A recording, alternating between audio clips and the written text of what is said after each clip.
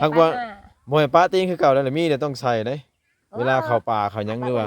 เจ้าย่างไปอาบน้ำมันหยังแต่กลางบ้านน่ะเจ้าก็ใส่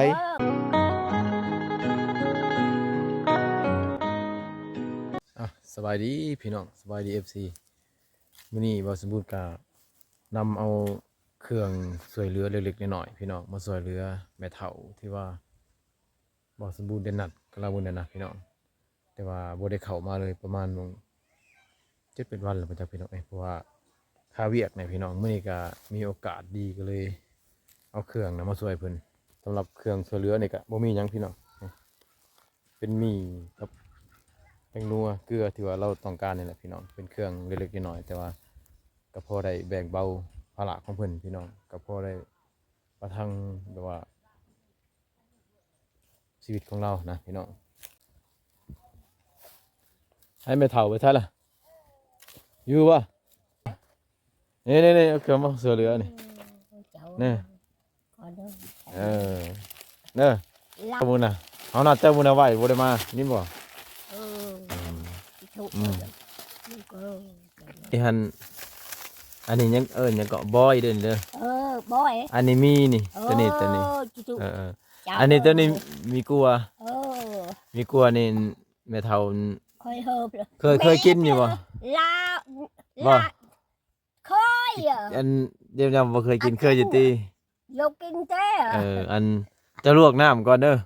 ต้มน้ำเฮานัดเจ้ามื้อนั้นเด้ว่าสิมาเลยกับคาเวียก็เลยบ่ได้เข้ามาอันนี้เจ้าต้มน้ำมันร้อนก่อนเคยกินเลยเนาะเคยแล้วกินอันนี้เอ็ดแกงมีกินเพลเอาเพลกินลูกก็ได้มาเบิ่งอยู่บ่เขาบ่ได้มาเข้ามาบ่มีเขาบ่ได้มาจอบบ่ลูกเคยอันนี้ก็เอาปื้อได้ปื้อมาได้ละมือมันนอนเจอมันเอามันเถอะมื้อนี้ได้ยังกินซะได้เพลแกงยังใส่หม้อซะแกงเพลหุยตักเชอหุยเกลือเทาะเจาะบ่ได้แกงยังเลยคือบ่เห็นข้างหม้อแกงอีสังบ่ได้แกงมาแต่สิแล้วข้างอีสิหุงข้าวบ่แล้วไปก็ต้มน้ำมวยก็เชยมื้อนี้ก็ไผเอาไผหญ้ามาให้นี่เอาคนยาเฮินเท่านี้เฮินลูกแล้วสิแก้มุงใหม่บ่นี่สิมุงเฮือนใหม่บ่มุงได้ละเลย เฮ็ดได้ไผบ่มีคนมุงให้บ่ฮะบ้างมันหักหมดเลยเป็นนั่นน่ะเอาจะเอามาไว้เฮ็ดหยังซะมันหักเลยเอาไว้ค่อยเยอะอุ้ยเจอน่ะพายเลยอันนี้มันหญ้าที่ว่าชาวบ้านเขาเจ้าฮื้อเด้อพี่น้องเด้อเขาเจ้าฮื้อออกจากเฮือนเขาเจ้ามันขาดแต่ว่าแม่เฒ่าเพิ่นเก็บมาไว้เพื่อที่จะซ่อมแซมเฮือนเรานี้พี่น้องเพื่อที่จะมุงเฮือนเรานี่เพราะเฮือนเรามันหัวแห้งพี่น้องเอ้ยในเมื่อชาวบ้านเขาเจ้านะเขาเจ้าม่างออกจากเฮือนครัวเขาเจ้านะพี่น้องเราก็เก็บมาไว้นะเก็บมาเพื่อที่จะมุงเฮือนเรานี่แหละพี่น้องถ้าว่ามื้อใดบ่สมบูรณ์มีเวลานะพี่น้องก็จะเข้ามามุงสวยเราถ้าว่าบ่ได้เข้ามาก็จะหาคนในบ้านหรือหาพ่อบ้านเขาเจ้าพี่น้องเพื่อก็จะให้เขาเจ้าช่วยเหลือแม่เฒ่านี่นะบ่ฮู้ว่ามื้อใดนะพี่น้องว่าสมมุติจะมีเวลาเข้ามาอีกอีต้นเราจะเอาพี่น้องเข้ามามื้อนี้ก็บ่ได้อีหยังหลายดอกพี่น้องก็ได้มีก็ประมาณ20กว่าห่อนี่แหละบ่ฮอดแก๊สพี่น้องก็บ่สมบูรณ์เข้ามาเดินทางเข้ามาก็2มื้อแล้วพี่น้องก็แบ่งกินนำในถุง1 2ถุงนี่ล่ะ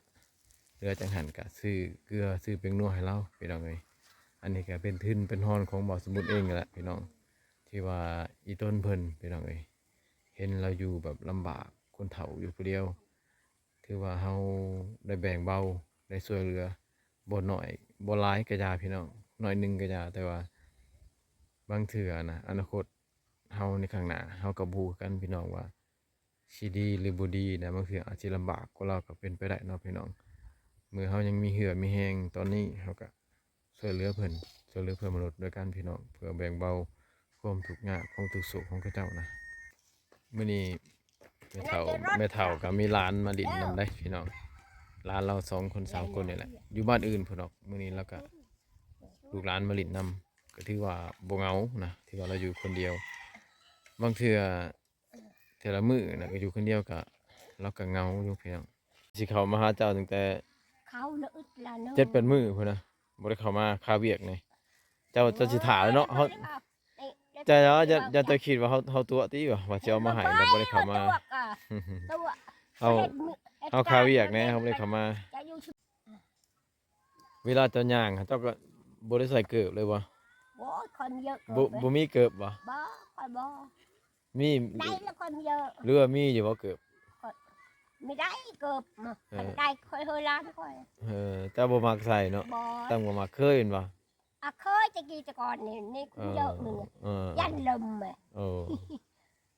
คันใส่เกิบเลยอยากยันล่มยันหยังเนาะมันบ่ลื่นกันบ่ คันไปจะล้มอ่ะ ถือว่าเป็นการชินเคยกับแม่นพี่น้องแม่เฒ่าเราบ่มักใส่เกิบนะคันมีเราก็บ่ใส่เพราะว่าเราเคยย่างปะติ่งเป่ามาแต่น้อยๆแม่นบ่ตั้งแต่น้อยก็แบบนี้บ่ ไอ้น้อยจะได้อ่ะ ใส่ได้เนาะ เช้าละได้อ่ะ เป็นแต่ค่าเฮา มันนั่นละ แต่ค่าอายุหลายมานี่เนาะ คนเยอะนึง แล้วบ่ใส่ เยอะนึง บ่เจ็บตีนบ่ซะย่าง บ่ บ่นี่ เจ็บเยอะเจ็บยาไม่ได้บุญวาย อ้าวเวลาเจ้าย่างไปหันไปนี่แล้วย่างไป น้ำเยอะน้ำยา เจ้าเหยียบหินเหยียบหยังนี่ ค ซั่ น น เยอะนักแล้วคนเยอะ หรือว่าตั้งบ่มีบ่หรือว่าใดๆมีก็สิใส่บ่คันสมมุติมี เกิดไป สมมุติมีเกิดมาสิใส่บ่ ไม่ได้ ฮะใส่บ่ได้เลย อัดได้ขันใดอ่ะใช้มือนี้ อ๋อสมมุติเฮาซื้อให้เจ้าสิใส่อยู่บ่ให้ปะตีนแบบนี้ได้ให้ใส่ตลอดได้ไปใส่ก็ได้แบบเข้าป่าเข้าหยังนะให้เจ้าใส่ คนตกเลยเขาใช้เพื่อมือนี้ อ เขาย่างไปมือนี้ไม่ย่างไกลบ่ได้ บ่เฮาอีต้นเจ้าอยากให้เจ้า จะอยู่รถ เจ้าใส่เกิบหั้นนะแบบว่าเวลาเจ้าย่างเข้าป่าเขาหยังนี้เห็นบ่แม่เฒ่าเวลาเจ้าย่างเข้าป่ายันเจ้าเหยียบน้ำเจ็บตีนหัน เจ้าเฮ้จะทุก บ่คันสิใส่ก็มื้อหน้าเชื่อไหมคันว่าสิใส่เด้ มื้อหน้าก่อน หากว่า บ่ให้ปะตีนคือเก่าแล้วแหละมีแต่ต้องใส่เด้เวลาเข้าป่าเข้าหยังหรือว่าเจ้าย่างไปอาบน้ำาหยังแต่กลางบ้านนี่เจ้าก็ใส่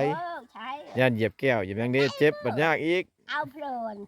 เอาเพลินชวน ต้องใส่เนาะคันมีน่ะใส่เนาะ เอาเพลิน ความหมายของเรานะพี่น้องเราว่าถ้ามีเกิบกะแบบว่าเราแพงลูกแพงหลานนะเราจะเอาเกิบไปให้ลูกหลานใส่เราน่ะจะบ่ใส่พี่น้องเพราะว่าเราคิดใส่สภาพว่าบ่มีเงินถูกยากปากหมองอะนะมีเกิบกะเอาไปให้ลูกให้หลานใส่นะลูกหลานกะถูกยากคือกันพี่น้องแต่ว่าถ้าเฮาคือวัดสมบูรณ์ถามเรานี่พี่น้อง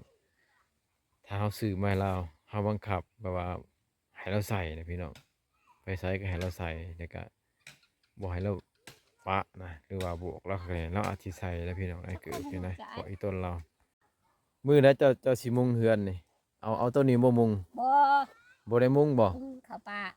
อ ป้าจาก ของอันนี้มัน นำลูก ของลูกเรามั่างเนาะเรามั่างเราปะ เลยมุ่งเจอ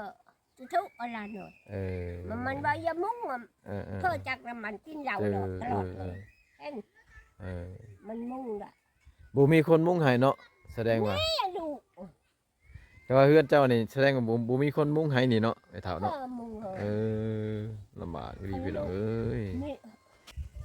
อาศัยเก็บหญ้าของชาวบ้านมั่างออกจากเฮือนเก่าก็จะเขาเอาให้ก็เก็บมาไว้พี่น้องเรานี่ก็สุดไว้จากมุงเฮือนเต็มที่แล้วแต่ว่าบ่ค่อยมีไผมามุงให้เราพี่น้องส่วนหลายชาวบ้านเขตนี้นะเรื่องมีน้ำใจกับแมนอยู่พี่น้องแต่ว่าเวลาเป็นเรื่องส่วนตัวจังซี่นะก็เจ้าจะบ่ว่าก้าวกายกันได้พี่น้องเลยเพราะว่าถ้าว่าบ้านเมืองสิมาเฮ็ดเฮือนมุงเฮือนให้ไปเท่านี้ลูกหลานของเรานะพัสิติให้คนในบ้านนะพี่น้องสิติว่าเว้าหลายอย่างแหละตามภาษาเขาเจ้าแหละพี่น้องจังซั่นแหละชาวบ้านนี่เขาเจ้าก็ มีแต่ส่งเขาวส่งของกินบางครั้งบางคราวคือเฮือนซ่านจังซี่น่ะเขาเจ้าก็บ่กล้าได้ว่าสิลงมือเฮ็ดให้สิแปลงให้นะคือทางบ่าวสมบูรณ์ว่าล่ะพี่น้องยันลูกเขาเจ้าน่ะติเพราะว่าแถวนี้น่ะถ้าลูกเขาบ่อนุญาตพึงว่าพ่อแม่เขาสิเป็นจังไดก็อย่าได้พี่น้องเอ้ยสิเป็นสิตายจังไดก็อย่าหรือว่าเฮือนซ่านสิหัวสิเพจังไดก็อย่าบ้านเมืองจะบ่มีสิทธิ์เข้าไปก้าวก่ายเฮ็ดให้เขาเจ้าเด็ดขาดพี่น้องเอ้ยแต่ถ้าเป็น คนเราหลุ่มคือบอสมบูรณ์มาอยู่เป็นแบบนี้นะเขายืนมือเขาไปสวยเห็ดกะบ่เป็นหยังแต่ถ้าเป็นคนชนเผ่ากับตัวเองนะพี่น้องถ้าว่าไปก้าวก่ายเห็ดเรือนในซ่านในไปแถวนี้หรือว่าซ้ำว่ามากเงินแปลงเงินที่สื่อนะลูกหลานก็เจ้าอาจจะตีเข้าไม้ไปหลายอย่างว่าพิธีปิดคลองนั่นนี่นะหลายอย่างพี่น้องเองแต่ถ้าเขาอยากเห็ดจากซอยเรือแท้ๆนะถ้าเขามีเงินพี่น้อง ชื่อเครื่องชื่อสังกะสีชื่อไม้แล้วก็สมทบกับพ่อบ้านก็เจ้ามาแปลงเฮือนให้แม่เฒ่านี้นะพี่น้องอันนี้คือทางออกที่ดีที่สุดนะเอาจังซั่นแหละพอสมบูรณ์จะเดินทางกลับแล้วพี่น้องหลังจากเอาเครื่องมามอบให้แม่เฒ่านี้แล้วตามความที่ว่าบอสมบูรณ์ได้นัดกับแม่เฒ่าตั้งแต่มื้อก่อนผมพี่น้องหลายมื้อแล้วสำหรับคลิปนี้บอสมบูรณ์ก็ จะเดินทางกลับแหละพี่น้องอย่าลืมกดไลค์กดแชร์กดติดตามเพื่อให้กำลังใจบอสมูนเติมพี่น้องเจอกันใหม่คลิปหน้าพี่น้องขอบคุณใจ